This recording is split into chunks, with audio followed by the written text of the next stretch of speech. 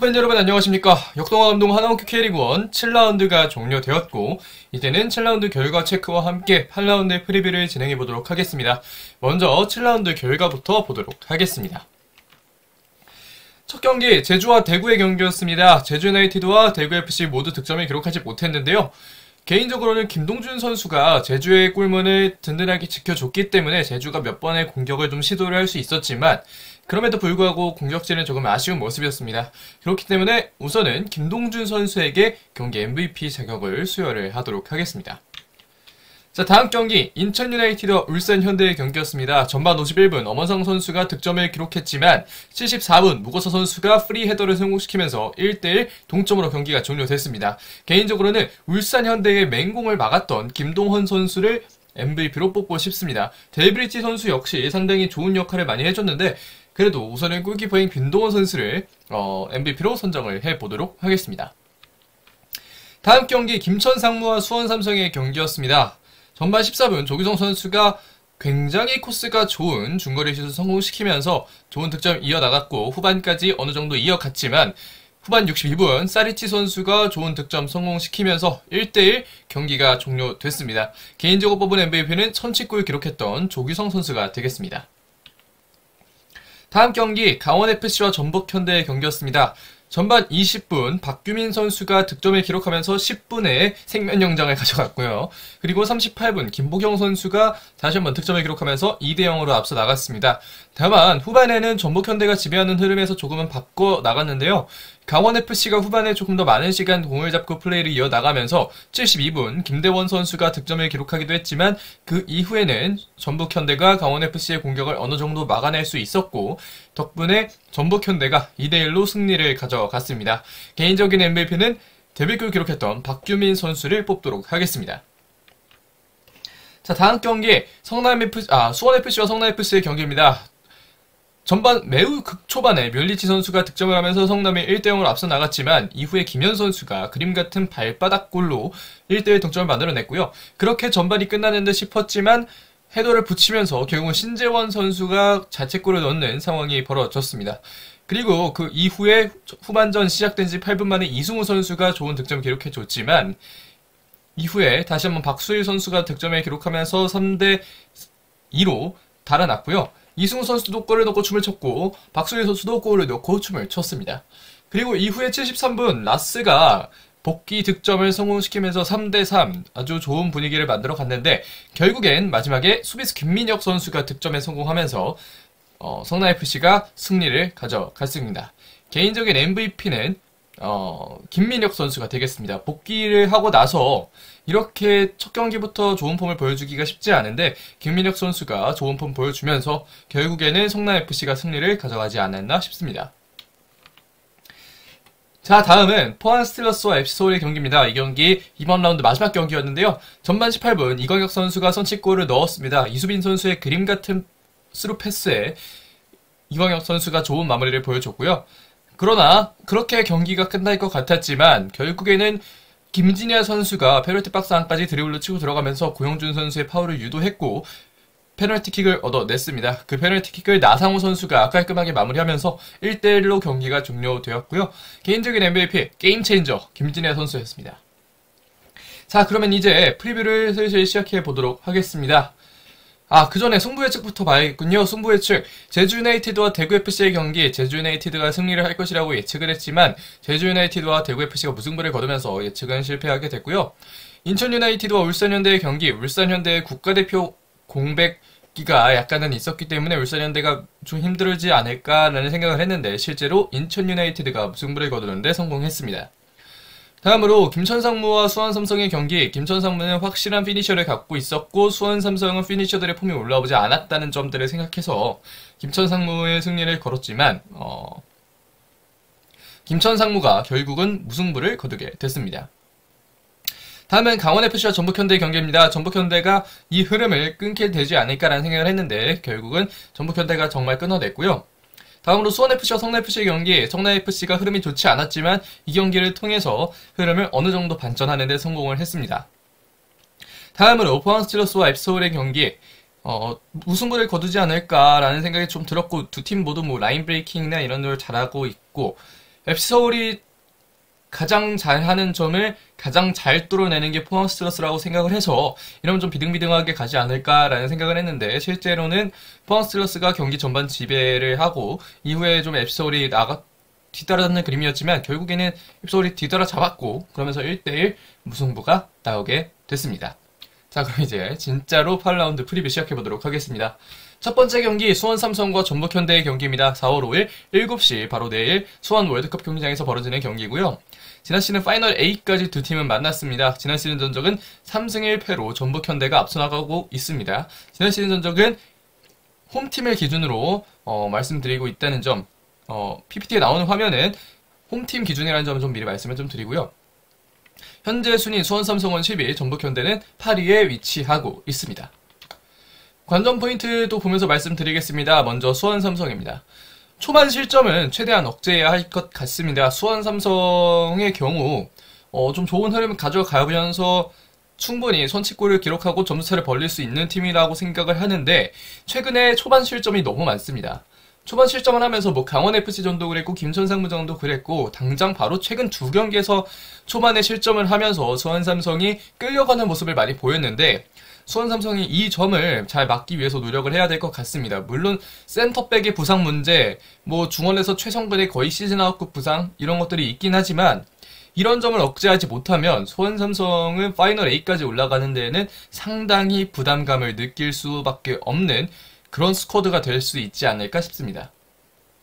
다음으로 초반 실점을 억제하지 못한다면 본프레식 축구로 골이라도 만들어야 되는데, 그로닝 선수가 폼이 올라오지 못하면서 피니셔들 김건희, 오현규, 그로닝 이 세 명의 선수 중 그로닝 선수가 제일 폼이 안 좋고 김건희 선수가 그나마 좋은 것 같긴 한데, 글쎄요, 피니셔들의 전반적인 폼도 좀 올라옴과 동시에 그로닝의 폼은 조금 더 많이 올라와야 하지 않을까 싶습니다.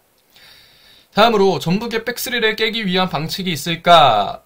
사실 전북 현대가 지난 경기 백스리를 나오긴 했지만 이번 경기를 또 어떻게 나올지 모르겠습니다. 뭐 이번에는, 왜냐면 지금 전북 현대에는 오른쪽 풀백 자리에 너무 좋은 자원들이 많습니다. 이용, 최철순, 김문환 이 세 선수를 출전 시간 불만 없이 뛰게 하려면 오른쪽 스토퍼에 이용을 아스펠리쿠에타처럼 쓰는 게 어찌 보면 당연하다고 생각을 할 수도 있겠지만, 뭐 이게 언제든지 바뀔 수 있는 포메이션이고, 포메이션은 절대적으로 김상식 감독에 걸려있기 때문에 수원 삼성이 어떤 포메이션을 예측하면서 어떤 방식을 갖고 나올지 그것도 좀 지켜볼 만한 거리가 아닐까 싶습니다.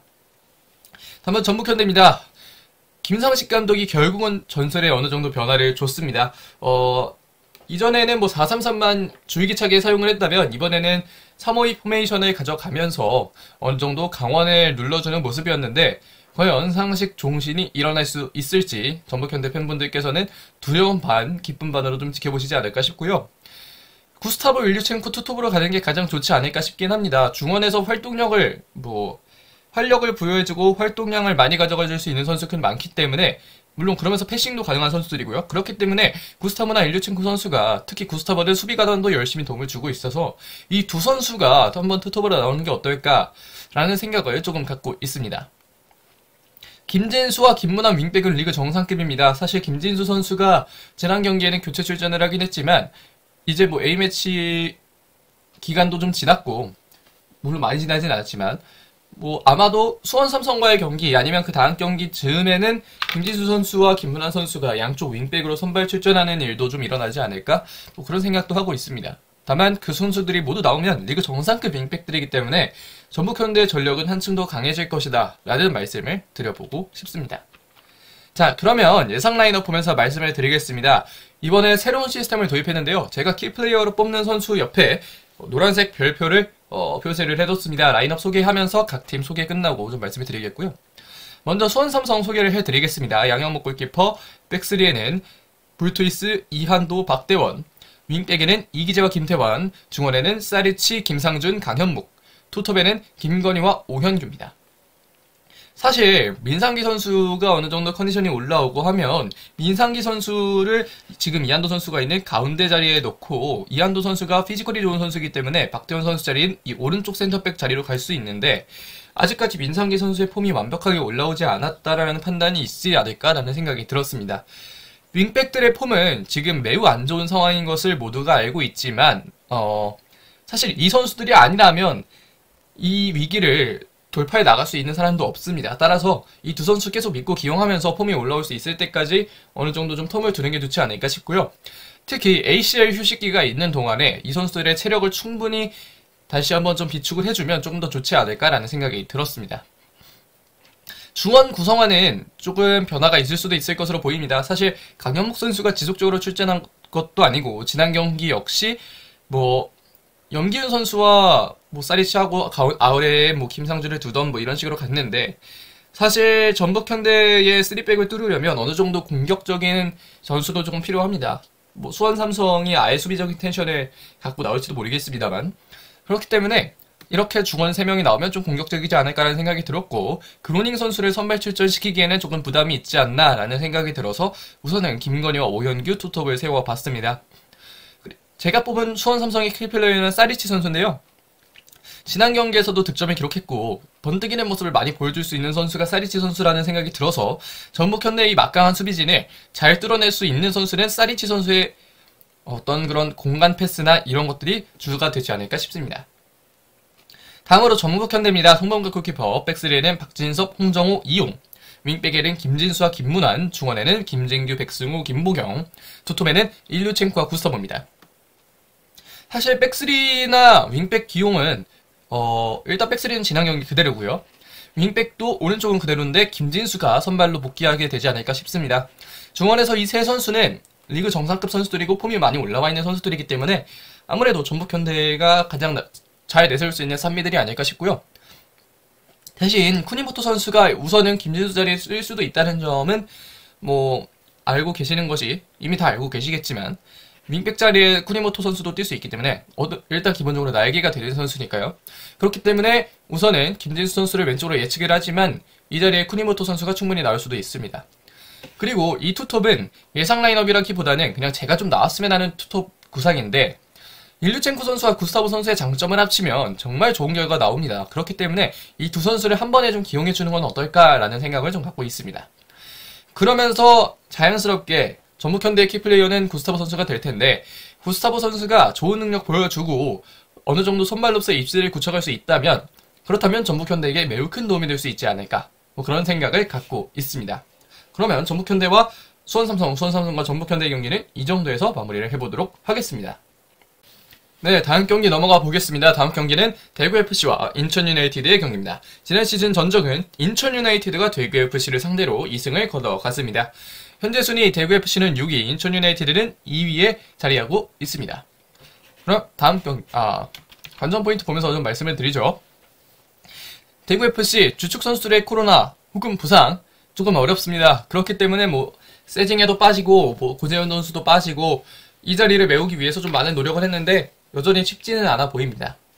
그러나 세징야 없이도 잘 해야 하는 것이 대구FC가 되겠고 세징야 혼자만 축구를 한다고 잘 되는 게 아닙니다. 사실 세징야 선수가 빠지고 있을 때에도 대구FC가 좋은 공격을 보여줘야 그래야 지금의 어떤 세징야 FC라는 오명에서 벗어날 수가 있을 것 같은데 이렇게 돼서는 그 오명을 벗을 수가 없습니다. 그렇기 때문에 좀 열심히 잘 해줬으면 좋겠다라는 생각을 좀 갖고 있고요. 정태욱의 역할이 매우 중요합니다. 사실 홍정훈 선수가 있을 때에는 정태욱 선수가 오른쪽 스토퍼로서 파이터형 수비를 가져가면서 좋은 수비를 보여줬는데 가운데 스토퍼로 있을 때는 그게 좀 쉽지 않습니다. 다른 선수들의 백업도 좀 봐줘야 되고요. 중원에서 어느 정도 컨트롤 타워 역할을 해줘야 되는데 정태욱 선수가 그 점을 조금 더 발전된 능력으로 보여줬으면 좋겠다라는 생각을 좀 갖고 있습니다. 다음으로 인천유나이티드입니다. 인천유나이티드는 김보섭 선수가 이제 경고 누적 징계에서 복귀를 합니다. 오른쪽 윙백으로 바로 기용이 될지 아니면 김준엽 선수가 바로 들어올지 한번 지켜보시면 좋을 것 같고요. 코로나 공백이 적기 때문에 상대적으로 상당히 유리한 점이 있습니다. 사실 울산현대를 상대로도 어느 정도 좀 그런 게 있었고요. 코로나 공백이 적으면서 인천유나이티드는 좋은 전력으로 상대를 상대할 수 있었고 울산현대의 경우에는 뭐 국가대표도 있었고 뭐 다른 문제가 여러 개 있었기 때문에 상대적으로 인천이 좀 유리한 상황이 있었다라고 좀 판단을 하고 있습니다. 하지만 그 와중에 김동원 선수의 경기력이 점점 더 올라오고 있는데요. 김동원 선수가 이렇게 잘해준다면 이태희 선수가 복귀를 해도 골키퍼 주전 경쟁 체제는 아주 잘 만들어질 수 있을 것이라고 판단이 됩니다. 자, 그럼 예상 라인업을 또 보겠습니다. 먼저 대구FC부터 보겠는데요.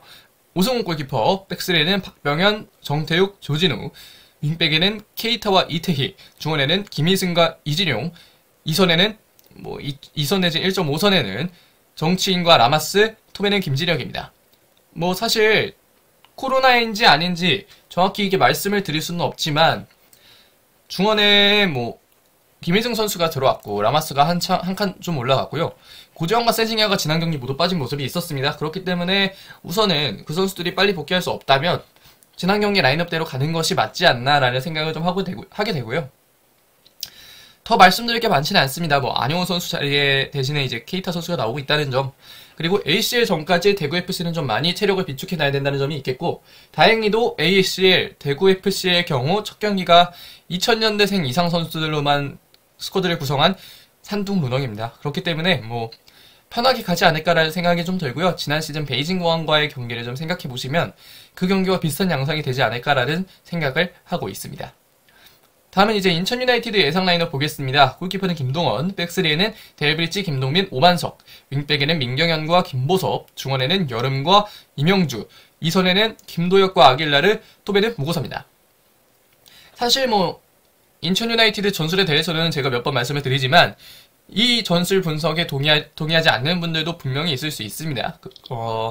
다만 제가 보기에는 아길라르와 이명주를 공존시키려면 지금과 같이 가는 게 가장 좋다고 보는데, 활동량 많은 김도혁 선수가 맷잘라라기보다는 그냥 거의 돌쇠 역할이죠. 이제 윙도 올라오고 중원에서 수비 가담도 해주고 빌드업도 도와주고 하면서 김도혁 선수가 정말 많은 역할을 해주고 있는 게 현재 인천 유나이티드 전술이라고 할 수 있겠습니다.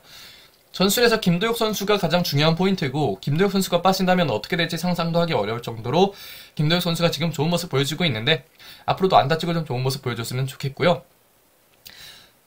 이제는 무고사 선수, 뭐 언제나 인천 유나이티드에서는 가장 중요한 선수가 되겠습니다. 이번 백스리를 뚫는 데 있어서도 정태욱 선수와 직접적으로 맞붙으면서 경기를 할 것으로 보이는데 무고사 선수가 아무쪼록 좀 좋은 모습 보여주지 않을까라는 생각이 들고요. 왼쪽 윙에 있었던 정치인, 제가 안 짚고 넘어갔는데 정치인 선수가 어느 정도 좀 좋은 모습 보여줘야 대구FC의 팬들이나 대구FC의 선수들이나 대구FC의 감독이나 이 선수를 믿고 갈 수 있지 않을까 싶습니다. 자, 그러면 대구FC와 인천 유나이티드 경기 프리뷰는 이 정도까지 하겠고요. 그리고 이제는 이번 경기로 넘어가 보겠습니다. 제주 유나이티드와 울산현대의 경기가 되겠는데요. 지난 시즌 전적은 제주 유나이티드가 2무 2패를 거뒀습니다. 다시 말해서 울산현대가 2승 2무를 거뒀다라고 말씀을 드릴 수 있겠고요. 현재 순위 제주 유나이티드는 3위, 울산현대는 1위입니다. 관전 포인트를 보면서 좀 말씀을 드리도록 하겠습니다. 울산현대와 제주 유나이티드, 우선은 제주 유나이티드부터 보겠습니다. 윙백들의 경기 출전이 어떻게 될지 좀 궁금합니다. 지금 대구FC 공격진과 마찬가지로 부상 내지는 좀 폼이 올라오지 않은 모습인데 과연 윙백들이 경기 출전을 할 수 있을지 한번 지켜보시면 좋을 것 같고요. 구자철 선수의 선발 출전 횟수를 어떻게 가져갈지도 좀 궁금해집니다. 사실 구자철 선수가 어느 정도 좀 나이가 있고 그렇기 때문에 선발 출전을 많이는 하지 못할 수 있을 것 같은데 과연 구자철 선수가 복귀를 해서 어떤 모습을 계속해서 보여줄 수 있을지, 또 울산현대라는 현재 리그 강팀을 상대로는 또 어떤 모습을 보여줄지가 상당히 좀 궁금해집니다. 다만 슈팅의 정확도는 좀 높여야 되지 않을까 싶습니다. 뭐 사실 지난 시즌 득점왕 주민기를 두고 슈팅의 정확도를 높여라라고 말하는 것은 좀 그렇긴 하지만 양쪽 윙어들이나 아니면 뭐 이창민이라든가 뭐 이런 선수들이 슈팅의 정확도를 조금 더 높여준다면, 그렇게 된다면 이제 뭐 울산현대를 상대로도 충분히 선수비 후역습으로 좋은 경기를 보여줄 수 있지 않을까 싶습니다. 자, 다음으로 이제 울산현대 볼 텐데, 울산현대 사실 지난 인천과의 경기는 부상을 당하지 않은 게 다행이었습니다. 김우영 주심도 그렇고 인천 잔디도 그렇고 울산 입장에서는 충분히 좀 불리한 요소가 많았는데 그런 상황에서도 우선은 부상을 좀 당하지 않은 게 정말 다행이다라는 생각이 들고요. 확실히 백3보다는 백4가 좀 더 안정적이다라는 생각이 들었습니다. 물론 실점 상황은 백4에서 나왔지만 백3의 경우 양쪽 윙백을 볼 수 있는 선수가 제대로 구성되어 있지 않다면 확실히 좀 어려운 면이 있는데, 왼쪽 윙백으로 나오는 윤일록 선수가 전문 윙백이 아니다 보니까 심지어 풀백도 더더욱 아니고요. 그렇기 때문에 조금 더 왼쪽이 좀 어려운 측면이 있습니다. 뭐 그렇기 때문에 물론 오른쪽에 뭐 김태환 선수가 윙백으로 나온다면 또 다르겠지만 우선은 백3보다는 백4가 조금 더 안정적이지 않나라는 생각이 들고요. 백3가 안정적이 되려면 여름에 장현수 데려오고 그리고 9월 즈음에 정승현 선수 영입을 해서 백3에 김영권, 임종은, 장현수, 김기희, 정승현, 센터백 5명이 구성되는 게 가장 안정적일 때 라인업이 될 수 있을 것 같습니다. 그러면 센터백 조합을 어떻게 가져가든 양쪽 윙백에는 윙백을 소화할 수 있는 선수들이 들어갈 수 있고, 그렇기 때문에 백스리보다는 백포가 현재는 안정적이지만 나중에는 백스리가 조금 더 안정적이 될 수는 있습니다. 다음으로 설터백, 서령호 센터백이죠. 점차 자리에 적응하고 있습니다. 이제 울산현대 팬커뮤니티 울티메이트에서는 유상철을 닮아가는 게 아니냐라는 이야기가 많이 나올 정도로 서령호 선수가 점차 자리에 잘 적응하고 있는데, 과연 또 어떤 모습을 계속 보여주면서 자리에 적응할 수 있을지 지켜보시면 좋을 것 같습니다. 자, 그러면 이제 라인업 보면서 좀 말씀을 드리겠습니다. 먼저 제주 유나이티드입니다. 김동준 골키퍼, 백스리에는 정훈, 김호규, 이지솔, 윙백에는 김명순과 안태현, 중원에는 이창민과 윤빛가람, 토에는 3톱에는 제르소와 링, 주민규가 되겠습니다. 사실 윙백을 소개할 때 왜 조금 뜸을 들였냐면 오른쪽부터 소개를 할지 왼쪽부터 소개를 해야 될지 좀 헷갈렸는데, 사실 안태현 선수보다는 이번 시즌 김명순 선수가 조금 더 많은 시간을 소화했습니다. 그러면서 김명순 선수는 조금 더 경기 감각이 올라온 측면이 있는 반면에 안태현 선수의 경우에는 경기를 많이 뛰지는 못했기 때문에 경기 감각이 완벽하게 올라왔다 라고 말하기에는 조금 쉽지 않은 모습이었는데, 안태현 선수가 지난 경기도 이제 뛰었기 때문에 어떤 모습 보여줄지는 차차 한번 좀 더 보시면 좋을 것 같고요. 백스리는 김봉수가 들어갔냐 이지솔이 들어갔느냐 정도의 차이가 있을 뿐 다른 차이는 많지 않을 것 같고요. 울산현대 중원을 상대로 가장 좋은 건 윤빛가람과 이창민과 최영준이지만 지금은 아무래도 이창민과 윤빛가람을 쓰지 않을까라는 생각이 좀 들고요. 스리톱은 굳건합니다. 제르소, 링, 주민규 이 세 선수를, 이 삼각편대를 능가할 만한 공격진이 이번 이 리그에 많지 않기 때문에 이 세 선수들이 얼마나 좀 더 좋은 모습 보여줄지도 좀 궁금해지고요. 다만 제가 뽑는 키플레이어들은 이 윙백들입니다. 정우재, 안현범이 있을 때보다는 확실히 무게감이 좀 떨어지고 안정감도 조금 높지는 않은 모습입니다. 그런데 윙 자원이 상당히 좋은 게 또 울산현대 아니겠습니까? 윙에서 박호, 김민준, 엄원상, 이청용 이 선수들이 다 있는데, 그렇기 때문에 이 선수들을 모두 막으려면 윙백들의 도움이 상당히 좀 많이 필요한데, 이번 경기 어떤 모습을 보여줄지 한번 지켜보시면 좋을 것 같고요. 다음은 울산현대 라인업 보겠습니다. 조현욱 골키퍼, 백포에는 서령우, 김현권, 인종은, 김태환, 중원에는 박용우, 이규성, 아마노, 윙에는 박호와 김민준, 톱에는 레오입니다.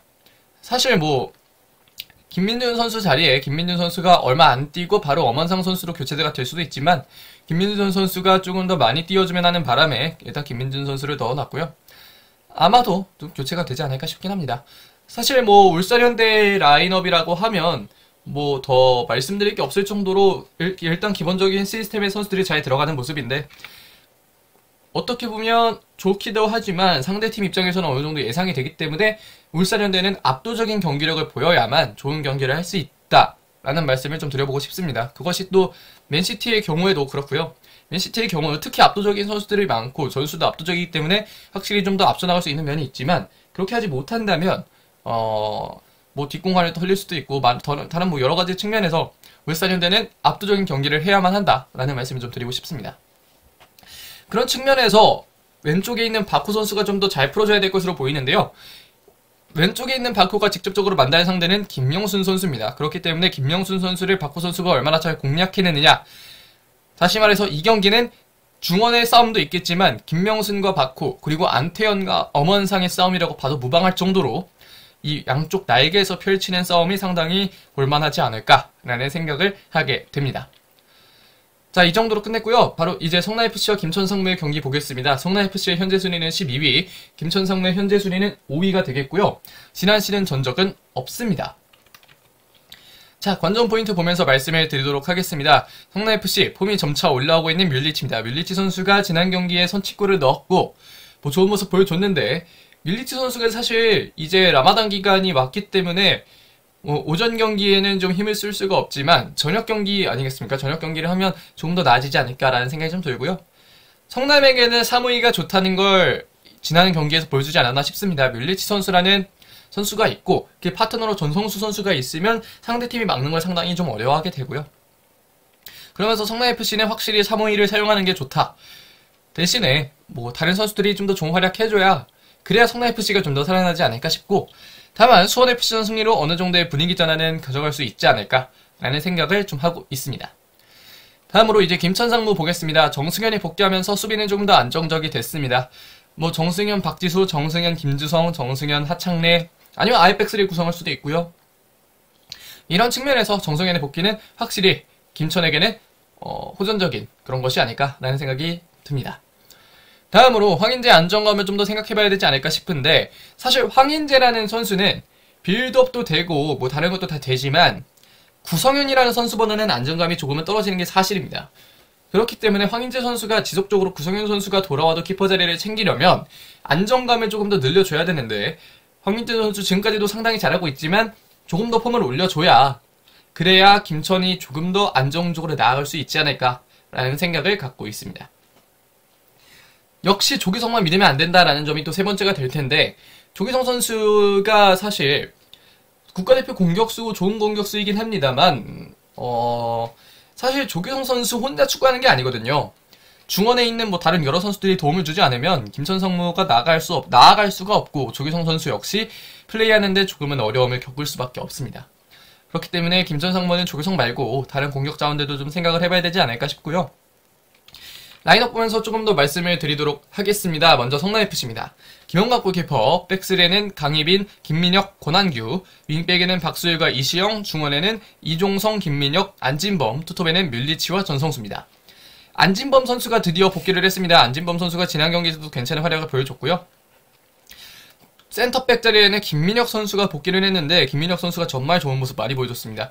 그러면서 김민혁 선수가 수비의 핵이다라는 점을 다시금 생각을 하게 된 경기가 아니었나 싶고 김민혁 선수 마지막에 득점도 만들어내면서 좋은 폼 보여줬는데 과연 성남FC가 이 선수들의 복귀로 인해서 얼마나 좋은 모습을 보여줄지 좀 기대가 되는 부분이 있고요.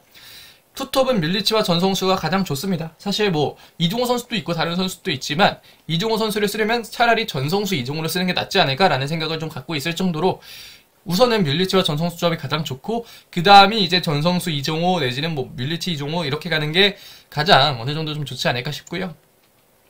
개인적으로 뽑은 키플레이어는 김민혁입니다. 김민혁 선수가 수비에서 중심을 잘 잡아주면서 조기성 마킹도 어느 정도 잘 해낸다면 그렇다면 김천상무의 막강한 공격도 어느 정도 막아낼 수 있지 않을까라는 생각을 좀 하게 되고요.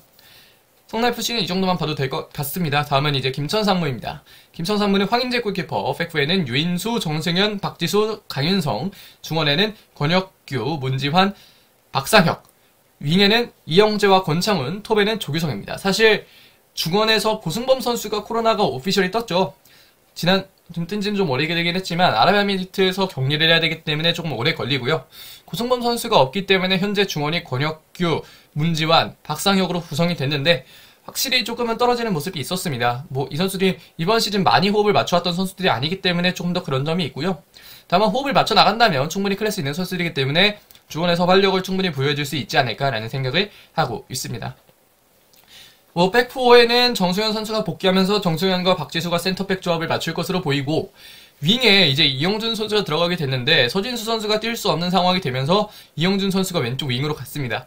다만 이영준 선수의 본래 자리가 왼쪽 윙이 아니기 때문에 아주 좋은 모습이라고 하기는 좀 어렵지만 어찌됐든 이영재 선수가 왼쪽에서 뛰어야 한다면 뛰어서 좋은 모습을 보여줘야 합니다. 그렇지 않게 된다면 김천상무의 공격도 좀 쉽지 않을 것이고 이제 국가대표 경기가 끝나고 지난 경기를 교체 출전을 했는데 권창훈 선수도 선발로 좀 복귀를 하지 않을까 싶습니다. 권창훈 선수가 오른쪽에서 온더볼 상황이나 오프더볼 상황이나 좋은 모습을 보여줘야 그래야 김천상무의 공격이 조금 더 살아난다고 볼 수 있겠는데 과연 김천상무의 공격이 권창훈 선수가 얼마나 폼을 올리면서 살아날 수 있을지 그런 점을 한번 주목해볼 필요가 있을 것 같습니다. 톱에는 역시 조기성 선수인데요. 김지현 선수가 현재 뛸 수 없다면 이렇게 원톱 체제를 4-3-3으로 가는 게 가장 어떻게 보면 김천상무에게는 좀 정상적인 포메이션이 아닐까 싶은데 이럴 때 조기성 선수가 조금 더 힘을 내줘야 김천이 ACL 휴식기 전까지 어느 정도 이 순위를 좀 유지하고 내지는 반등을 하고 갈 수 있지 않을까라는 생각을 하고 개인적으로 뽑는 키플레이어는 권창훈 선수가 되겠습니다. 권창훈 선수가 앞에서 말씀드렸던 대로 좋은 모습 보여줘야 그래야 김천상무가 조금 더 나갈 수 있겠다. 조금 더 앞선 순위로 나갈 수 있고 ACL은 못 나갔지만 ACL 경쟁팀들과 함께 경쟁을 할 수 있고 물론 김천이라는 팀이 군경팀이기 때문에 또 ACL에 나갈 수 없는 팀이기 때문에 동기부여는 조금 떨어질 지언정 선수들은 또 선수들의 클래스가 높은 선수들이고 어느 정도 프로의식이 높은 선수들이다 보니 또 높은 순위를 갈망할 것으로 보입니다. 그래서 과연 또 성남FC와 김천상무의 경기에서 윌리치가 살아난 성남FC 그리고 권창훈이 살아나야 할 김천상무 어떤 경기를 보여줄지 개인적으로 상당히 기대가 되고 있습니다. 자, 그러면 이번 경기 프리뷰는 이 정도까지만 하겠고요. 자, 이제 넘어가 보겠습니다. 다음 경기는 FC서울과 강원FC의 경기가 되겠는데요. 지난 시즌 전적은 1승 1무 1패 두 팀이 동률적인 그런 승리를 가져갔습니다. 현재 순위 FC서울의 경우는 11위, 강원FC의 경우는 7위가 되겠습니다. 관전 포인트 보면서 좀 말씀을 드리도록 하겠습니다. FC서울 중원에서의 활력은 상당히 필수적인 요소가 되겠습니다. 사실 익수볼의 전술이 어떻든 어떻게 됐든 3선에서 이태석과 윤종규가 올라오면서 도움을 주던 아니든 기성용이 올라가던 어찌 됐던 중원에서의 활력은 상당히 필수적인 요소인데 사실 이태석과 윤종규를 3선에 배치하면서 안익수 감독이 노렸던 건 이 두 선수들의 활력이 되겠지만 이 두 선수들은 확실히 어린 선수들이기 때문에 아직까지 완전히 활력을 부여해주거나 이런 유기적인 플레이를 가져가기에는 좀 어려움이 있습니다. 그렇기 때문에 고용한 팔로세비치가 활력을 부여할 수 없다면 두 선수 중에 하나를 빼고 임민혁 선수를 넣던 아니면 한승규 선수를 넣던 어떻게든 활력을 가져가면서 플레이를 할 수 있게 해줘야 됩니다. 그것이 기성용 효과를 제대로 누리기 위한 방법인데 기성용 선수가 중원에서 롱패스를 뿌리는 것도 충분히 좋은 빌드업이지만 기성용 선수가 기점 역할을 해주면 그것을 연결해줄 중앙 미드필더들이 좋은 활약을 보여줘야 됩니다. 그렇기 때문에 기성용 효과를 제대로 누리기 위해서는 중원에서의 활력 또 중원에서의 클래스 모든 걸 챙길 수 있어야 하는 FC서울이 되지 않을까 싶고요. 서울은 앞에서 울산을 소개하면서 말씀을 드릴 때처럼 압도적인 팀이어야 합니다. 사실 FC서울의 전술은 팀이 압도적으로 플레이를 하지 못하면 점유율을 굉장히 높게 가져가지 못하면 그렇다면 FC서울은 승리를 가져가기 어렵고 다른 어떤 중요한 포인트들을 가져가기가 좀 쉽지 않습니다. 그렇기 때문에 FC서울은 압도적인 경기를 보여야만 승리를 가져갈 수 있고 좋은 모습을 보여주지 않을까라는 생각을 좀 갖게 됩니다. 다음으로 이제 강원FC의 경기 관전 포인트 보겠는데요. 전북을 상대로도 꽤 잘했습니다. 사실 후반전은 강원의 경기라고 해도 될 정도로 강원이 좀 좋은 모습 보여줬고요. 양현준이 이 정도만 해주면 사실 0플레이어도 가능할 정도로 좀 좋은 모습입니다. 그렇기 때문에 좀 양현준 선수가 얼마나 해줄지가 조금 궁금해지고 윤스가 처음으로 서울 원정을 떠난다는 것이 어떻게 보면 이거 역시 관전 포인트가 될 수 있지 않을까 싶습니다. 사실 최용수 감독이 서울로 원정을 가는 게 K리그 팀을 맡으면서는 이제 처음이 되겠는데 지난 맞대결은 이제 강원의 홈에서 만났으니까요. 과연 최용수 감독이 어떤 모습을 들고 또 FC서울 팬분들 앞에서 서게 될지 쭉 또 지켜보시면 좋을 것 같습니다. 예상 라인업 보면서 말씀드리겠습니다. 양한빈 골키퍼, 백포에는 이태석, 오스마르, 이한범, 윤종규, 중원에는 팔로세비치, 기성용, 고요한, 윙에는 나상화, 강성진, 톱에는 조용욱이 되겠습니다. 사실 중원에는 변화가 조금 필요하다고 보는 입장입니다. 임민혁이든 조지훈 선수의 계약을 빨리 어떻게든 마무리를 제대로 잘 해서 쓰던 어떻게 하든 중원에는 일단은 새로운 환기를 시켜줄 자원들이 좀 필요하지 않을까 싶고요. 개인적으로는 이한범 선수가 조금 더 올라와주면 좋겠습니다. 사실 국가대표급 센터백이 되려면 이한범 선수가 조금 더 물론 지금도 여유있게 플레이를 하지만 여유가 있음에도 빨리빨리 플레이를 하는 그런 것도 어느 정도 좀 필요한데 이한범 선수가 그 전까지 좀 보완을 해준다면 조금 더 좋은 선수로 성장할 수 있지 않을까 싶고요. 오른쪽 윙에 있는 강성진 선수가 나이가 좀 어립니다. 사실 다들 알고 계시듯이 좀 나이가 어린데 이런 위기 상황을 좀 벗어나기 위해서는 안익수 감독이 한 번 정도는 로테이션을 돌려주는 게 좀 어떨까라는 생각을 좀 갖고 있습니다. 그러면서 톱에 있는 조용욱 선수도 어느 정도 좀 쉬게 해줘야 되지 않을까라는 생각이 드는데 조용욱 선수는 일단 계속해서 뛰지 않을까 싶고요. 조용욱 선수가 제가 뽑은 키플레이어라고 할 수 있겠는데 사실 조용욱 선수가 가운데에서 좋은 모습을 보여줘야 그래야 윙에 있는 자원들도 조금 더 자신감 있게 돌파를 하고 자신감 있게 침투를 하고 좋은 모습 보여줄 수 있는데 그러려면 조용욱 선수가 좋은 모습을 많이 보여줘야 됩니다. 중원에서 잘 버티고 있어야 양쪽 측면에 있는 선수들이 잘 들어갈 수 있기 때문에 그렇기 때문에 조용욱 선수가 좀 더 좋은 모습을 보여준다면 FC서울의 입장에서는 정말 좋지 않을까라는 생각을 좀 갖게 되고요. 다음으로 강원FC 넘어가 보겠습니다. 골키퍼는 유상훈, 백스리는 윤석영, 서민우, 김영빈, 윙백에는 정승용과 강지훈, 중원에는 김동현, 코바야시, 황문기, 투톱에는 이정엽과 양현준입니다. 사실 김대원 선수가 이제 뭐 선발로 나올 수도 있고 교체로 출전할 수도 있지만 우선은 양현준 선수가 최근에 좋은 폼을 보여주고 있기 때문에 지금 당장 바로 뺄까라는 생각이 좀 들기도 합니다. 양현준 선수가 그 정도로 좀 좋은 활약을 해주고 있고, 그래서 제가 뽑는 키플레이어는 양현준 선수가 되겠습니다.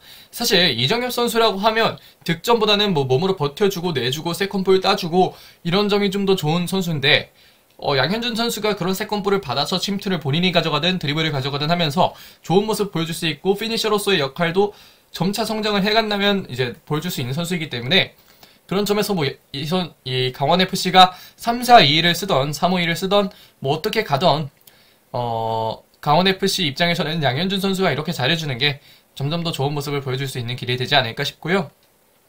사실 뭐 인스타그램이나 이런 데 있어서는 강원FC가 이런 포지션으로 나오지만 경기 중에는 뭐 황문기가 이쪽으로 가고 양현준이 뭐 오른쪽으로 가고 이정현 센터로 쓰고 뭐 사실 이런 경우가 더 많기 때문에 이 정도 라인업을 좀 가져오면서 계속해서 플레이를 하지 않을까 라는 생각을 갖게 됩니다. 자, 그러면 FC서울과 강원FC의 경기 이 정도까지 프리뷰 보도록 하겠습니다. 자, 다음 경기는 포항스틸러스와 수원FC의 경기입니다. 지난 시즌에는 포항스틸러스가 수원FC를 상대로 3승을 가져갔고요. 현재 순위 포항스틸러스는 4위, 현재 순위 수원FC는 9위가 되겠습니다. 자, 그럼 관전 포인트 보면서 말씀을 좀 드리도록 하겠습니다. 포항스틸러스부터 관전 포인트를 말씀을 좀 드리면, 선수들의 무빙이 점점 더 맞아 들어가고 있습니다. 사실 시즌이 지나가면서 점점 더 선수들의 합이나 이런 것들 맞아 들어갈 텐데, 김승대, 완델송, 모세스 이 선수들이 돌아왔기 때문에 포항스틸러스는 점점 더 합을 맞춰 나가는 게 중요하게 되겠고, 다만 에너지 레벨이 유지가 되지 못하면 포항스틸러스의 경기는 제대로 풀릴 수가 없습니다. 사실 에너지 레벨이라는 게 후반전까지 계속해서 유지가 되는 게 쉽지 않은 일인 건 분명히 알고 있고 모든 사람들이 다 알고 있지만, 사실 이렇게 되면 후반 20분은 사실 타팀에게 넘겨주고 가는 거거든요. 이러면 뭐 활력을 부여할 수 있는 선수를 넣어도 조금은 쉽지가 않고, 개인적으로는 그래서 지난 경기 신진호 선수의 공백이 제일 아쉽지 않았나 싶습니다. 중원에서 끝까지 많이 띄워줄 수 있는 선수가 신진호 선수였기 때문에 너무나 이르게 경고 누적을 너무 많이 당하지 않았나라는 생각이 들고요. 아쉬움을 느낄 수밖에 없는 막판 실점이 되겠습니다. 이게 계속해서 좀 이어지는 이야기인데, 점점 선수들의 무빙 맞아 들어가면서 전반전 내지는 후반 65분 정도까지는 상당히 좋은 모습 보여주지만 선수들의 에너지 레벨이 좀 많이 떨어지면서 그러면서 막판 시에 실점을 하게 되는데, 이런 점은 김기동 감독이 ACL 휴식기 기간 동안 어느 정도 좀 바꿔줘야 되는 그런 점이 아닐까 좀 싶고요. 수원FC 코로나 위기가 어느 정도 있습니다. 뭐 코로나 위기라고 이게 제가 이렇게 확정지어서 말씀드리는 게 이렇게 좋은 일은 아닐 것 같긴 하지만, 이 선수들이 빠지면서 포항스틸러스를 상대로 경기를 하는 게 더더욱 어려워졌습니다. 뭐 김건웅도 경기를 뛰지 못했고 박민규 선수는 아예 코로나 오피스를 떴고, 이러면서 포항스틸러스를 상대로 얼마나 좋은 경기력을 보여줄 수 있게 될지는 경기를 보면서 좀 파악을 해야겠는데 사실 쉽지는 않은 상황입니다. 수비가 이러면 아무것도 할 수가 없는 게, 사실 뭐 수원FC의 장점이 수비라고 할 수 없고 명백한 단점이 수비이긴 하지만, 이 정도로 계속해서 실점을 많이 하면, 사실 대구전에도 3실점을 했고 성남전에는 4실점을 했는데 이렇게 가면 뭐 하나 이길 수도 아니고 이러면 아무것도 할 수가 없습니다. 그렇기 때문에 수원FC 수비진 조금 더 정신 차려서 그래야 이제 포항스틸러스 같은 팀을 상대로 좋은 모습 보여줄 수 있지 않을까 라는 생각이 좀 들고요. 지난해 한 번도 이기지 못했던 상대인 포항스틸러스를 상대로 과연 이 폼으로 승리를 가져갈 수 있을지는 잘 모르겠습니다. 자, 그럼 이제 선발 라인업, 예상 라인업 보면서 좀 말씀을 드리겠는데요. 4-3-3인 포항스틸러스부터 보겠습니다. 윤평국 골키퍼, 백포에는 심상민, 그랜트, 박찬용, 박승욱, 중원에는 신진호, 신광훈, 고영준, 윙에는 임상혁과 이광혁, 톱에는 이승모입니다. 사실 김승대와 완델소는 ACL 휴식기 동안 폼도 올리고 체력도 좀 올리면서 그 이후에 좀 더 경기를 뛰는 횟수가 많아질 것 같고요. 그러면서 가장 중요해지는 건 모세스 선수나 이런 선수들이 돌아올 때까지도 이승모 선수는 톱을 봐야 하고, 그러면 신진호 선수가 이 자리로 지금의 고영준의 자리로 가지 못하고 신진호 선수가 이 자리를 맡아줘야 되는데, 그러면 고영준 선수가 좋은 모습을 보여줘야 됩니다. 사실 고영준 선수는 충분히 번뜩이는 선수고 좋은 능력을 가진 선수지만 후반으로 갈수록 체력이 좀 많이 떨어지는 경향이 보이고, 마지막에 결국 피해를 내줬던 것도 고영준 선수의 수비였기 때문에 고영준 선수가 멘탈을 잘 잡고 플레이를 해줘야만, 그래야만 포항 스틸러스가 앞으로 나아가는 데 있어서 조금 더 탄력을 받고 갈 수 있지 않을까라는 생각을 조금 하게 됩니다. 다음으로 이제 수원FC의 라인업을 보면서 말씀을 좀 드리면, 유현 골키퍼, 백스리에는 잭슨, 신재원, 곽윤호, 윙백에는 황순민과 김주엽, 중원에는 니실라, 장혁진, 이승우, 톱에는 라스와 김현입니다. 사실 일단 라스와 김현은 트윈타워가 되겠고, 이승우 선수가 가운데에서 이제 좀 프리롤로 풀어주는 역할을 맡게 되는데, 과연 또 이 라인업이 어떻게 될지 좀 궁금해지고, 이승우 선수가 이렇게 프리롤로 나서게 된다면 이승우 선수의 어떤 창의적인 패스나 본인이 직접 마무리하거나 여러가지 이승우 선수가 발휘할 수 있는 이 창의력들이 조금은 기대가 좀 됩니다. 그리고 이제 추가적인 키플레이어라고 하면 신재원 선수가 될 수도 있을 텐데, 신재원 선수가 중계를 들어보니까 겨우내 이 백스릴 가운데 자리에 설 수 있는 그런 능력을 갖추기 위해서 좀 겨우내 많은 노력을 했다고 하는데, 사실 이번 시즌 시작할 때까지는 오른쪽 윙백이 주 포지션이었기 때문에 바로바로 적응하는 게 쉽지는 않을 것 같습니다. 다만 이 점은 또 신재원 선수가 얼마나 좋은 모습을 보여주냐에 따라서 갈리게 될 것 같고요. 자, 그러면 포항 스틸러스와 수원FC의 경기 프리뷰는 이 정도까지 하겠습니다. 자, 이제는 그럼 승부 예측으로 넘어가야겠죠. 승부 예측 첫 번째 경기는 수원삼성과 전북현대의 경기입니다. 사실 수원삼성의 흐름이 좋지 않고 전북현대가 지난 경기에서 연패 또는 계속해서 진행되었던 무승 기간을 끝냈다는 걸 생각을 해보면 전북현대가 어떻게 승리를 좀 가져가지 않을까라는 생각이 들고요. 다음은 대구FC와 인천유나이티드의 경기입니다. 사실 원래 대구FC 상황이었다면 충분히 대구FC가 승리하지 않을까라는 예측을 할 수 있겠지만, 대구FC 공격진이 지금 상당히 무뎌진 상황이기 때문에 인천유나이티드의 공격을 정태욱을 비롯한 수비진이 막아낼 수는 있겠지만, 공격을 하면서 인천유나이티드의 수비진을 뚫어내기는 좀 쉽지 않을 것이다. 특히 델브리치, 김동민이 최근에 폼이 상당히 많이 올라온 모습이기 때문에 이 선수들을 뚫기에는 대구의 창이 너무나 무디고, 인천유나이티드가 뚫기에는 대구의 방패가 너무 강합니다. 그래서 무승부를 좀 예측을 해보고요. 다음 경기는 제주유나이티드와 울산현대의 경기가 될 텐데, 사실 울산현대가 피로감이 있는 것은 분명합니다. 사실 지난 경기에서도 김영건 선수가 45분밖에 소화할 수 없는 몸 상태이기도 했고요. 그렇지만 울산현대의 경우 이럴 때 승리를 가져가지 못하면 A씨의 휴식기, 울산현대에게는 휴식기가 아니지만 그 기간 동안에 다른 준비를 할 수 있는 다른 팀과 다르게 울산현대는 다른 준비를 할 수가 없기 때문에 지금 승점을 최대한 벌려놔야 하고, 그렇기 때문에 울산현대 선수들이 조금 더 강한 마음가짐으로 뛸 수 있지 않을까라는 생각이 들고요. 추가적으로 제주의 윙백들이 지금 계속해서 없는 상황이라면 울산현대가 2점을 잘 공략해서 윙어들이 좋은 모습 보여주면서 승리를 가져갈 수도 있지 않을까라는 생각을 하게 됩니다. 다음으로 이제 성남FC와 김천상무의 경기가 될 텐데, 김천상무가 최근에 흐름이 아주 좋은 건 아니지만 그래도 김천상무가 어느 정도 좀 승리를 가져갈 수 있지 않을까. 대신에 승패를 가릴 수 있는 요소는 윌리치와 전성수를 박지수, 정승현이 얼마나 잘 막느냐, 그리고 김민혁 선수와 권한규 선수 등 이런 선수들이 얼마나 권창훈, 조규성을 위시한 김천상무의 공격을 잘 막아낼 수 있을까.